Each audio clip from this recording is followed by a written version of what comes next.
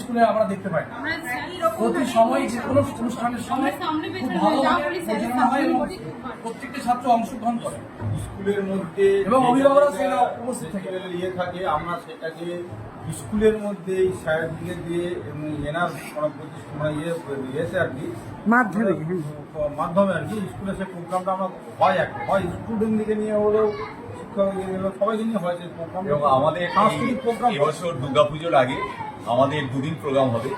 একদিন ছাত্রদের কৃতি ছাত্রদের পুরস্কার বিতরণী অনুষ্ঠান আছে, সাংস্কৃতিক অনুষ্ঠান, যারা 5 থেকে 10 পর্যন্ত গত বছর এবং এবছর 23, 22 এবং 23 সালে যারা পুরস্কার পাবে ফার্স্ট সেকেন্ড থার্ড হওয়ার জন্য, তাদেরকে পুরস্কৃত করা হবে রবীন্দ্র ভবনে। আর একদিন প্রোগ্রাম রাখা হচ্ছে শুধু অভিভাবক অভিভাবিকাদের, মানে ওই প্রোগ্রামটা থাকবে ওনাদের। আমি ওনাদের গ্রুপে মেসেজ দিয়ে দেবো, ওনারা ওনাদের নাম কি বিষয়ে অংশগ্রহণ করতে চান ওনারা আমাদেরকে দেবেন। সেদিন প্রোগ্রামটা হবে ওনাদের শুধু। মানে আমি যখন বয়েজ স্কুলে এখানে এলাম, তো এটা তো বয়েজ স্কুল হিসাবেই এখনো তো পরিচিত, আপনারাও জানেন যে এটা কোয়েড হলো বয়েজ বলে।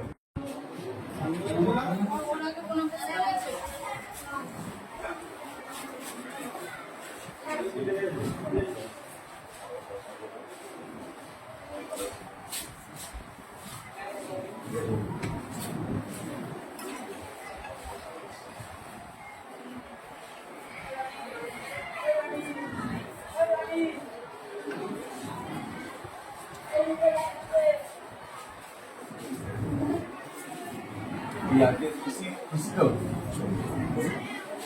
ওরা বেশি হলে কেমন স্যারের মধ্যে যেমন থাকে সুবিধা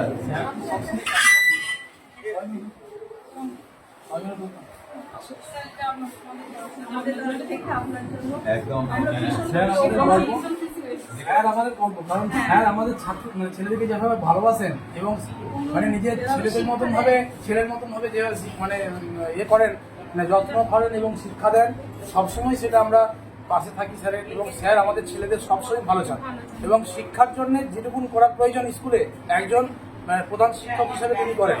এবং আমাদের আরামবাগ বয়েজ স্কুলের জন্য আমরা ক্লাস 5 থেকে ভর্তি করেছি, দেখেছি যে উনি যেভাবে ছেলেদের জন্য আমাদের ছেলেদের জন্য যে কাজগুলো করছেন, আমার দেখা বা আমার সাব ডিভিশনে এত ভালো প্রধান শিক্ষক হিসেবে কেউ কাজ করতে করেন নাকি আমার জানা নাই। তবে আমাদের ইংলিশ মিডিয়াম উনি স্যার আমাদের করেছেন এবং আমাদের যে বড় সব থেকে বড় যে ক্লাস খুব ভালো হয়, আমাদের প্রত্যেকটা সেকশনে যে ক্লাসগুলো হয় খুব ভালো। এবং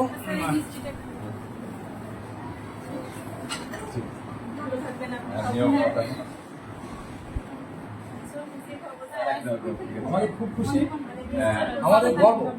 আমার একটা প্রাপ্তি হচ্ছে যে একটা স্কুল এগোয় শুধুমাত্র প্রধান শিক্ষকের জন্য নয়, মানে এই এত ভালো অভিভাবক ভাবতে পারবেন না। সবচেয়ে যেটা আমাদের বড় প্রাপ্তি, এবছর আমাদের রাখি বন্ধন উৎসবের দিন ওরা আমাদের সবার হাতে রাখি পরিয়ে দিয়ে আমাদেরকে মিষ্টি খাইয়ে এসে একটা মানে এইটাই হচ্ছে একটা বন্ডিং। মানে অভিভাবক যতক্ষণ না সতর্ক হচ্ছেন, সজাগ হচ্ছেন, একটা স্কুল কিন্তু মানের শীর্ষে পৌঁছাতে পারে না। তাই ওনারা দায়িত্বশীল অভিভাবকের ভূমিকা পালন করেন। অভিভাবক যখন সভা হয় আমি বসতে দিতে পারি না, মানে এত অভিভাবক আসেন এবং মূল্যবান পরামর্শ দেন। তো সুতরাং আমি চেষ্টা করি যে আমার তো এটা ডিউটি, আর আগামী প্রজন্মকে যদি ভালো করে তৈরি করে দিতে পারি তাহলে একটা ভালো উন্নত বাংলা, উন্নত দেশ পাবো। তো আমি চেষ্টা করে যাচ্ছি, আপনারা চেষ্টা করুন।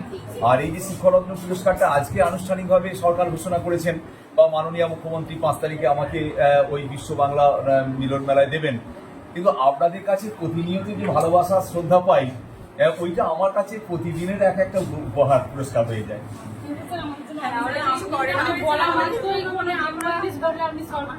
চেষ্টা করতে আমাদের ছেলেদের জন্য স্যাররা করেন, মানে এটা আমরা কিন্তু অন্য সব জায়গায় পাবো না, ভীষণভাবে পাই না আপনাকে বলতে পারি খোলাখুলি মানে আমরা অনেক স্কুলে দেখেছি যে অভিভাবকরা কোনো কিছু যদি স্কুলে ত্রুটিও থাকে তা সেটা বলতে ভয় পান, কারণ ছাত্রদের উপরে সেই রেজাল্টের কোনো একটা কোপ পড়তে পারে। এখানে আপনারা সেটা মানে আপনারা স্বচ্ছন্দে বলতে পারেন।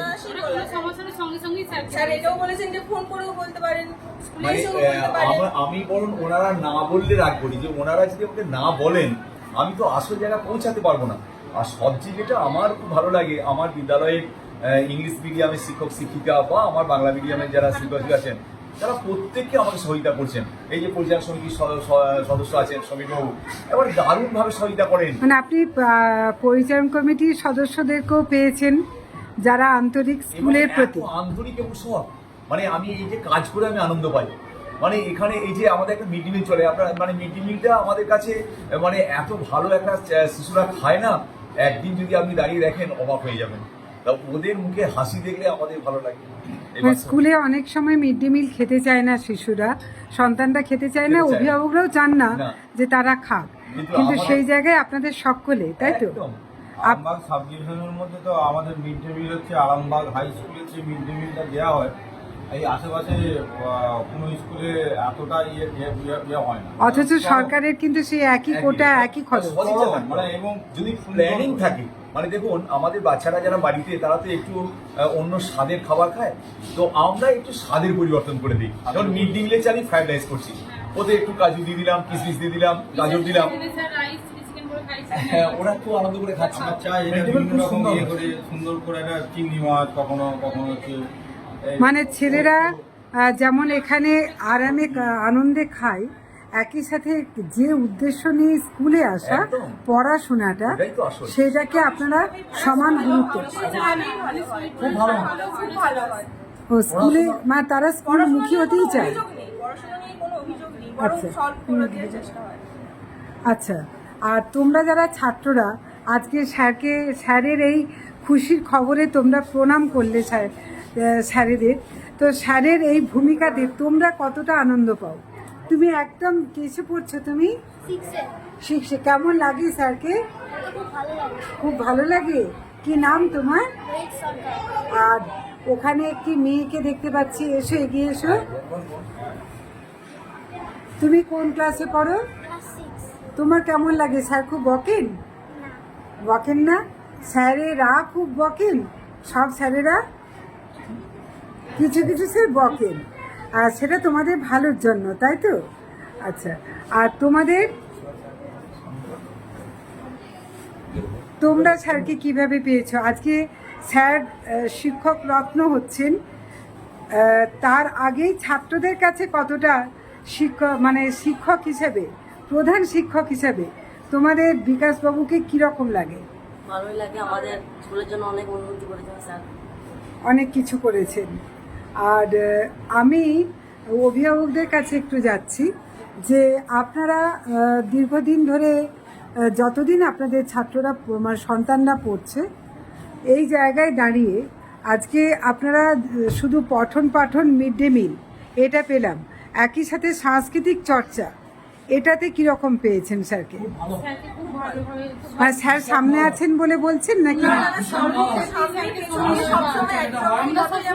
না, কারণ এখানে শুধু তো ছেলেরা পড়াশোনা করে, কিন্তু আপনি অবাক হয়ে যাবেন আমাদের ছেলেরা যা সংস্কৃতিতে উন্নত, একদিকে যেমন তারা পড়াশোনার মেধার বিকাশ ঘটাচ্ছে, অন্যদিকে সংস্কৃতি মনস্ক। এবং আমাদের অভিভাবিকাদের নিয়েও কিন্তু আমরা একটা প্রোগ্রাম করব, ঠিক দুর্গাপুজোর ওই 2-3 দিন আগে 2 দিন প্রোগ্রাম হবে, একটা ছাত্রদের একটা অভিভাবকদের। এটা তো দারুণ সুখবর। একটা কথা আমি জাস্ট একটা বলি যে সত্যি আজকে এই বিকাশবাবুর মানে প্রচেষ্টায়, অজস্র প্রচেষ্টাতে আজকে আরামবাগবাসী কিছু গরিব লোকও, কিছু গরিব ছেলে যারা ভালো পড়াশোনা করে, তারা কিন্তু ইংলিশ মিডিয়ামটা এনার অবদান, প্রচুর অবদান, নাহলে ইংলিশ মিডিয়ামটা হতো না। মানে যারা স্বপ্ন দেখতে সাহস পেতেন না অর্থের অভাবে, তারা কিন্তু সেই স্বপ্নটা দেখার রাস্তা কিন্তু বিকাশবাবু করে দিচ্ছে। আরামবাগ হাই স্কুলের জন্য এইটা ওনার একটা দারুণ মানে প্রচেষ্টা, দারুণ, মানে এইটাকে আমার সবচেয়ে বেশি ভালো লেগেছে। মানে একজন শিক্ষক রত্ন হতে গেলে যে কোয়ালিটি দরকার হয়, আজকে মানে এটা আপনারা নিশ্চয়ই স্বীকার করবেন যে আরামবাগে একজন যোগ্য শিক্ষক হিসেবে উনি আদর্শ শিক্ষক, যে মানে শিক্ষক রত্ন সম্মানে ভূষিত হচ্ছেন। উনি তো আমাদের কাছে একদম রত্ন ছিলেন, যেটা আজকে আমাদের পশ্চিমবঙ্গ সরকার সেটা স্বীকৃতি দিয়েছে আনুষ্ঠানিকভাবে। এটা আমরা সর্বস্তরে আমরা স্বীকৃতি দিয়েছি আগেতেই যে আমরা এরকম একজন শিক্ষককে পেয়েছি, মানে যিনি সবসময় ছাত্রদের জন্য থাকেন, শিক্ষা প্লাস এই পরিকাঠামো উন্নয়ন প্লাস যেটা হচ্ছে প্রশাসনিকভাবে ছাত্রদের শাসনও করেন যেখানে প্রয়োজন হবে। আর ছাত্রদের কখনো যদি শরীর খারাপ হয় সেক্ষেত্রে স্যার কিন্তু রাত্রিও সেখানে খোঁজ খবর নিচ্ছেন এবং বাড়িতে যে বাড়ি চলে যাচ্ছেন যে কি সমস্যা হয়েছে, আর্থিকভাবে যদি কোনো প্রবলেম হয় সেখানে স্যার নিজে হাত বাড়িয়ে দিচ্ছেন। আমি গতকাল দেখলাম যে এমডি সাইদ যে হচ্ছে চান্স পেয়েছেন মেডিকেল এবং এমসে উনি ওই এমডি ভর্তি হয়ে গেছেন। তো সেখানে দেখুন বিকাশবাবু চলে গেছেন, মানে ভালো যে স্টুডেন্ট যেমন চলে যাচ্ছে একটা মানে যিনি যে স্টুডেন্ট কম তার কাছেও যাচ্ছে, যে মিডল তার কাছেও যাচ্ছে এবং যদি কিছু শরীর খারাপ যে ড্রপ আউট হয়ে গেলে তাকেও আবার স্কুলে ফিরিয়ে আনছে। সেখান থেকে বাড়ি থেকে যে ছেলেদের ডেকে ডেকে আনছে, আমরা প্রতিদিন আসি এবং প্রত্যেকদিন আমরা ব্যাপারটা দেখতে পাই। আর যেটা আমরা বলি শিক্ষা রত্ন উনি পেয়েছেন যেমন আমাদের রাজ্য সরকারের থেকে, আমরা চাইছি যে আমাদের ভারত সরকার আমাদের বিকাশবাবুকে এই শিক্ষক হিসাবে উনি আমাদের কাছে রত্ন, যেমন আমাদের এই মানে মহকুমার কাছে, জেলার কাছে, রাজ্যের কাছে উনি রত্ন, আমাদের ছেলেদের কাছে রত্ন। তাই ভারত সরকার যাতে শিক্ষক রত্ন দেন সেটি আমি সবার কাছে বলতে যাচ্ছি, মিডিয়ার কাছে বলছি। এবং জাতীয় শিক্ষক সম্মান এটা যেন পান এবং রাষ্ট্রপতির হাত থেকে সেটা মানে পাওয়ার যোগ্য বলে আমি মনে করি এবং আমাদের অভিভাবকরা মনে করে, আমাদের ছেলেরাও মনে করে রাষ্ট্রপতি যাতে দেন এই জাতীয় পুরস্কার। এটা আমি আপনাদের চ্যানেলের মাধ্যমে বলছি, এটা আপনার চ্যানেলের মাধ্যমে বিভিন্ন দপ্তরে আমরা দরকারের প্রয়োজনে যাব, কারণ উনি জাতীয় পুরস্কার পাওয়ার যোগ্য। এটা আরামবাগ বাসীর কাছে যদি আপনি একটু খোঁজ খবর নিয়ে দেখেন, একটা মানুষের মধ্যে ব্যক্তি বলবে, একটা এবং মানুষের ছেলেরাও মধ্যে বলবে কতগুলো জিনিস অনেক গুণ আছে, থাকলে সমস্ত গুণ এই আছে। জিনিসটা পাওয়া যায়, সেটা ওনার মধ্যে আছে। কারণ অবশ্যই জাতীয় পুরস্কার পাওয়া উচিত। এটুকু আগেও যিনি পেয়েছিলেন ওনার সম্বন্ধে আমরা যখন অধ্যয়ন করেছি দেখেছি উনি যেভাবে জাতীয় পুরস্কার পেয়েছেন রাষ্ট্রপতির হাত থেকে, আমার মনে হচ্ছে এই যাবৎকালের শিক্ষকদের মধ্যে বিকাশ বাবু উপযুক্ত এবং যোগ্য এবং রত্ন, সেটা আমরা দেখতে চাই আগামী বছরের মধ্যে রাষ্ট্রপতির হাত থেকে আমাদের এই বিদ্যালয়ে আমরা দেখতে পারি যেমন জাতীয় পুরস্কার পাচ্ছে। এটা আমি অভিভাবক হিসেবে দাবি করছেন। বিকাশবাবুর কাছে এটা নিশ্চয়ই আর একটি সম্মাননা, কারণ অভিভাবকরা এটা দাবি করছেন যে আপনাকে জাতীয় শিক্ষক হিসেবেও ওরা মানে পুরস্কৃত হবেন আপনি। এই মানে এই বার্তা, এই কামনা তারা জানাচ্ছেন আপামর জনগণের কাছে মিডিয়ারই মাধ্যমে। তো এই যে জায়গাটা, এটাও আপনার কাছে আজকে একটা নতুন করে একটা অ্যাচিভমেন্ট, তাই তো? নিশ্চিতভাবে, মানে এটা তো একটা বড় প্রাপ্তি যে আমার সম্মানীয় অভিভাবিকা, আমার পরিচালন সমিতি, এমনকি আমার শিক্ষক শিক্ষিকারাও চান যে স্যার আপনি ন্যাশনাল অ্যাওয়ার্ডের জন্য আপিল করুন। তো আগামী বছর নিশ্চিতভাবে এটা আপিল করব, যদি মহামান্য সরকার দেখেন, আমি নিশ্চিতভাবে এটা আপিলটা আমি করব। আমরা আবেদন করছি মিডিয়ার মাধ্যমে সরকারের কাছে, ভারত সরকারের কাছে আমরা এখান থেকে আমরা আবেদন করছি জাতীয় পুরস্কার যেন আগামী বছর অতি অবশ্যই আমাদের স্যারের হাতে দেওয়া হয়, দেখতে পাই।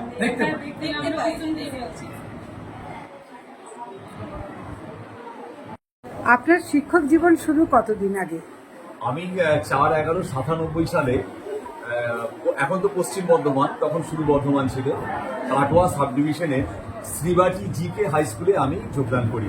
আচ্ছা, ওটা কাশিরাম দাসের জন্মস্থান, মহাভারতের অনুবাদক সিঙ্গি, তার পাশের ওই গ্রামটি অত্যন্ত ভালো একটি গ্রামের ওই স্কুলে আমি শিক্ষকতা করার সুযোগ পেয়েছিলাম।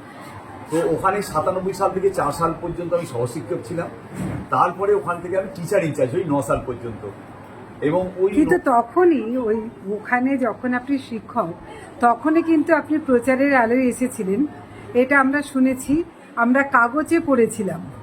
যদি একটু আরামবাগ টাইমসের দর্শকদেরকে ঠিকই বলেছেন, সেই কারণ কথাটা জানান। আমি যখন ওই স্কুলে টিচার ইনচার্জের দায়িত্ব নিলাম, তখন দেখলাম যে ওখানে আমার পাশাপাশি যে সমস্ত গ্রামগুলো আছে, পোস্টগ্রাম, শ্রীবাটি, বাক্সা, এখন এই পোস্টগ্রাম বলে একটা জায়গা আছে, ওখান থেকে আমার স্কুল 3 কিলোমিটার ছেলেদিকে আল দিয়ে আসতে হতো। তো ওখানে প্রায় 52 জন চাষি আমাকে ওই 1 হাত 2 হাত করে জায়গা দেওয়ার কথা বলেছিলেন। তো অবাক করার বিষয়, যেদিন ওই রাস্তাটা তৈরি হয় সেদিন কিন্তু প্রায় 15 ফুটের রাস্তা হয়ে গেল, এখন সেটা প্রধানমন্ত্রী সড়ক যোজনা। এবং ওই স্কুলের আমি একটা খেলার মাঠ করেছি এবং স্কুল এবং রাস্তা তৈরি করার জন্য আপনি ছুটে গেছিলেন আপামর এলাকাবাসীর কাছে। একদম। এবং সেদিন ওরা দারুণ উৎসাহিত হয়ে আমাকে ওই রাস্তা তৈরির জন্য সহযোগিতা করেছিলেন এবং আজকে সেটা প্রধানমন্ত্রীর সড়ক যোজনা। এবং ওখানে একটা এডুকেশন সিস্টেমকে আমি বলতে দিচ্ছিলাম, একটা গ্রামের মধ্যে স্কুল, মানে স্কুলকে যে কিরকম ভালো লাগা। একটা যদি আপনাকে গল্প বলি আপনি অবাক হয়ে যাবেন। ওখানে আমার স্কুলটা যেটা প্রতিষ্ঠা হয়েছিল, উনি ছিলেন ইস্ট ইন্ডিয়া কোম্পানির লবণ ব্যবসায়ী, ওনার নাম ছিল গোকুল কৃষ্ণ চন্দ্র। তো উনি স্কুলের জায়গা জুড়ে দান করেছিলেন। তো ওখানে একটা 20শে পৌষ একটা চাঁপা কলা উৎসব হয়। তো ওই চাঁপা কলা উৎসব মানে গোটা গ্রামের একটা প্রাণের উৎসব ছিল। তো তারপর ওটা বন্ধ হয়েছিল। তো আমি কাগজ খুঁজতে খুঁজতে দেখলাম যে চাঁপা কলা উৎসব। আমি স্যারেদিকে বললাম যে এই চাঁপা কলা উৎসবটা যদি করা যায় কেমন হবে। তো বলে, স্যার যদি করতে পারেন তাহলে কিন্তু এই এলাকার মানুষ কিন্তু আমার স্কুলের প্রতি আকর্ষণ দেখা যাবে। তো আমি যখন মানুষের ঘরে ঘরে যখন গেলাম যে চাঁপা কলা উৎসব হবে, বিশ্বাস করতে পারবেন না, 70 ঊর্ধ্ব মানুষ বিছানায় শুয়ে আমাকে বলছে, মাস্টারমশাইকে বসতে দাও গো বৌমা, মানে চাঁপা কলা উৎসবের জন্য এসছেন। মানে চাঁপা কলা ছিল ওইখানে একটা প্রাণের উৎসব, একটা মুড়ি তুড়ি মোয়া দেওয়া হতো, একটু কলা দেওয়া হতো, একটু সন্দেশ। তো আমি সেটা তৈরি করেছিলাম এবং 2 দিন ধরে প্রোগ্রামটা হতো। সমস্ত গ্রামের মানুষদের খাওয়া দাওয়ার ব্যবস্থা থাকতো। এবং চিন্তা করতে পারবেন না, একটা ইন্টিরিয়ার গ্রাম যেখানে পড়াশোনা, ওখানে মুসলিম অধ্যুষিত এলাকা।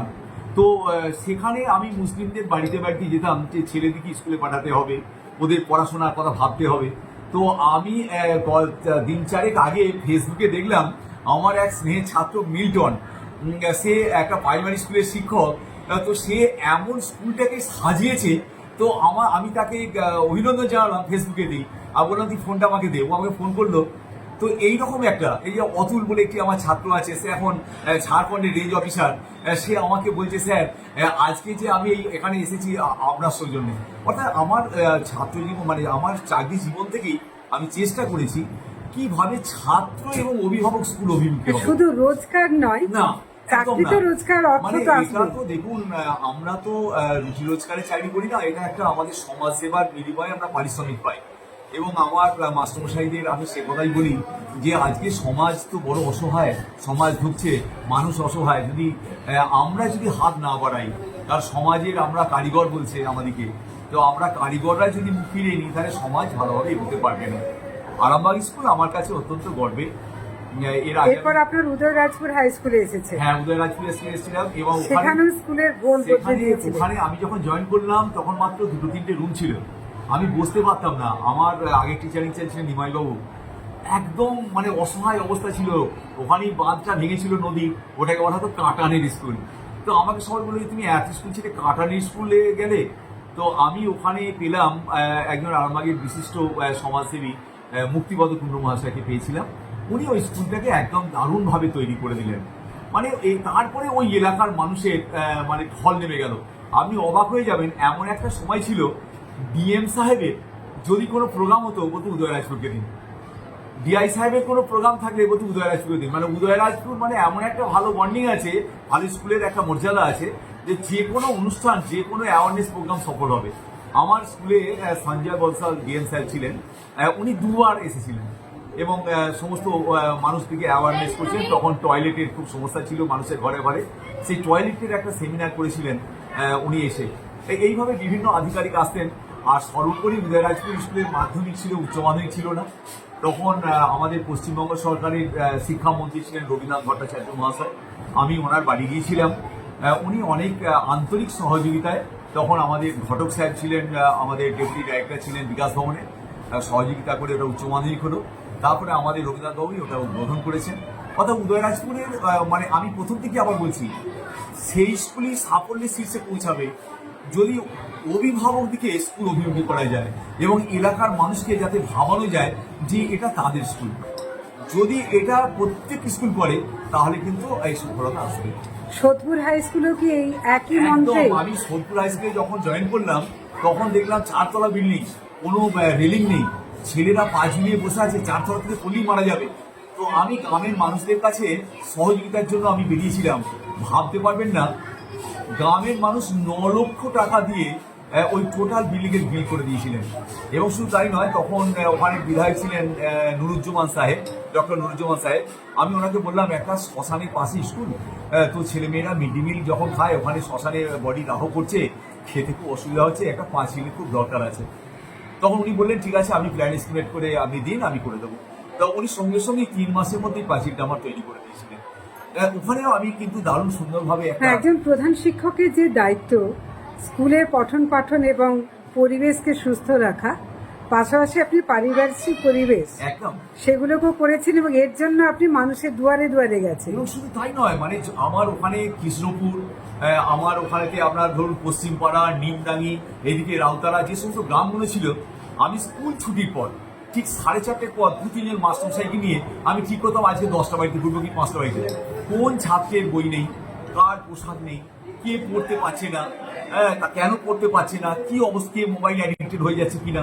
আমি সারা বছর, একদিন না, সারা বছর মানুষের ঘরে ঘরে যেতাম এবং আমার সঙ্গে মাস্টারমশাইরা যেতেন।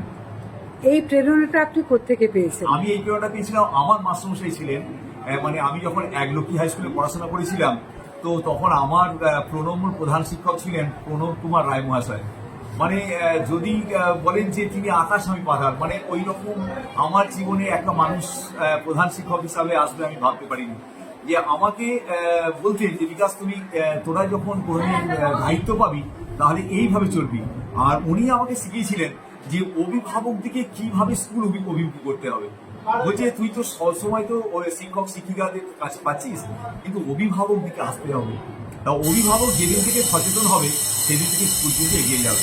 তো আমার প্রণম্য হেডমাস্টার ছিলেন প্রণববাবু। আর এছাড়া জাতীয় শিক্ষক পুরস্কার প্রাপ্ত দয়ানন্দ ভট্টাচার্য, উনি সন্ডে স্কুল থেকে রাষ্ট্রপতি পুরস্কার পেয়েছিলেন। আমি ওনার কাছে অনেক কিছু শিখেছি, দারুণভাবে শিখেছি। আমাকে শিক্ষা দিতেন যে এইভাবে চললে তুমি একটা জায়গায় সফলতা পাবে। এইভাবে সেইভাবে আমি পথটা চলার চেষ্টা করছি। এই মুহূর্তে যদিও একটু মানে আজকে আপনি এই পরিচয়ে ভূষিত হয়েছেন নতুনভাবে, সেজন্য জানছি আপনার পারিবারিকভাবে আপনার স্ত্রীও একজন স্কুল শিক্ষিকা। হ্যাঁ, আমার স্ত্রী আছে রামমোহন, এই আরামবাগ যে জুনিয়র বেসিক স্কুল আছে, ওই বেসিক স্কুলের শিক্ষিকা, ওনার নাম হচ্ছে সোমা ঘোষ রায়। এবং সন্তান আমার একটি মাত্র সন্তান ও চিকিৎসক ডক্টর সৌম্য রায়, ও এখন আরামবাগ মেডিকেল কলেজে এখন হাউস স্টাফ করছে। মানে আপনার বাড়িটাও একটি আদর্শ বাড়ি। হ্যাঁ, আমিও ছেলেকে ওই শিক্ষাটাই দিই এবং ছেলেও আমার খুব আদর্শ প্রবণ। মানে ওর মধ্যে একটা এথিক্স আছে, যে কিংবা কালকেই খেতে বসে কথা হচ্ছিল যে পেশেন্ট পার্টি কিরকম, একটা ডাক্তারের কাছে তার মুখ থেকে শোনার পর পেশেন্টটা ভালো হয়ে যায়। তো সেই রকম তুমি ভালো মানুষ হয়েও যাতে মানুষের চিকিৎসা করে মানুষের ভালোবাসা পাবো। টাকা পয়সা তো তারা উপায় করবি, ডাক্তার যখন প্রফেশনে এসছে তার তো টাকা হবেই, কিন্তু সবচেয়ে যেটা দরকার মানুষের ভালোবাসা। এই যে দেখুন, এই যে অভিভাবকরা আমাকে শ্রদ্ধা করে ভালোবাসে, এটা কিন্তু আমার চাকরি জীবনে একটা বড় প্রাপ্তি। মানে এই প্রাপ্তিটা নিয়ে আমি কিন্তু থাকতে চাই। অনেক অনেক ধন্যবাদ। আরামবাগ টাইমসের পক্ষ থেকেও আপনাকে অনেক শুভেচ্ছা। আপনাকেও আমাদের আরামবাগ হাই স্কুলের পক্ষ থেকে অভিনন্দন, কারণ আপনাদের এই মিডিয়ার মাধ্যমেই আমাদের স্নেহের ছেলে মেয়েদের যে মেধা, সেটা আমরা বাংলায় এবং দেশে আপনারা ছড়িয়ে দিচ্ছেন। তো এই জন্য আপনাদের টাইমস, আরামবাগ টাইমস, আর সবচেয়ে ভালো লাগে আপনারা যেমন আমাদের খারাপ দিকটাও তুলে ধরেন, ভালো দিকটাও তুলে ধরেন। তা আমরা এইটাই চাই যে, এবং আরামবাগ টাইমস একটা মানে আমাদের যে সমস্ত নিউজগুলো তুলে ধরে, তার জন্য কিন্তু আপনাকে আমরাও অভিনন্দন জানাচ্ছি আমার স্কুলের পক্ষ থেকে। আপনিও ভালো থাকবেন। আমিও ভালো থাকবেন।